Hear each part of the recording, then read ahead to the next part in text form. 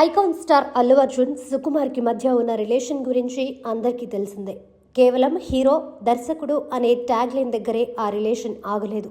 నేను పెద్ద పెద్ద కార్లలో తిరుగుతున్నానంటే అందుకు సుకుమారే కారణమని బన్నీ చెప్పడం, సుక్కు కన్నీళ్లు పెట్టుకోవడం కూడా జరిగింది.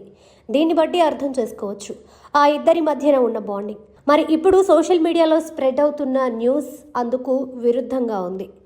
బన్నీ సుక్కు కాంబోలో రాబోతున్న మూవీ పుష్ప పార్ట్ 1 హిట్ కావడంతో పార్ట్ 2 పై అందరిలోనూ భారీ అంచనాలు ఉన్నాయి. పైగా షూటింగ్ స్టార్టింగ్ రోజే ఆగస్టు 15న రిలీజ్ అని కూడా అనౌన్స్ చేశారు.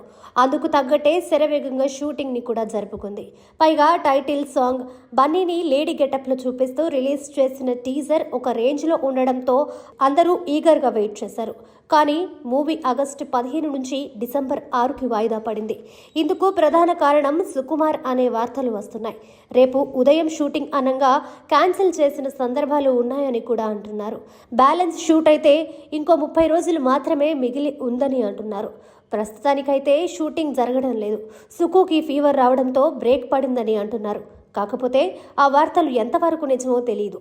ఇక ఈ తరహా పనితీరుతో బన్నీ విసిగిపోయాడనే మాటలు ఫిలిం సర్కిల్లో చక్కర్లు కొడుతున్నాయి.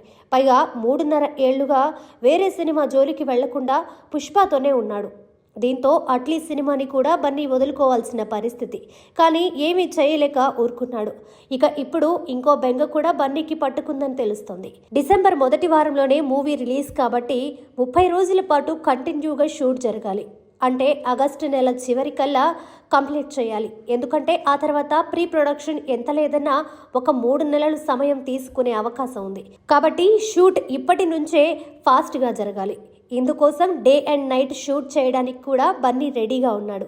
కానీ సుక్కు ఆ దిశగా అడుగులేస్తున్నట్టుగా కనబడడం లేదనే టాక్ వినబడుతుంది.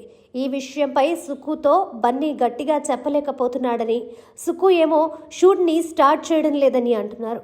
పాపం ఈ ఇద్దరి మధ్యలో నిర్మాతలు ఇబ్బంది పడుతున్నారు. పార్ట్ 1ని నిర్మించిన నవీన్ ఎర్నేని, రవిశంకర్లే పార్ట్ 2ని కూడా మైత్రి మూవీ మేకర్స్ ద్వారా నిర్మిస్తున్నారు.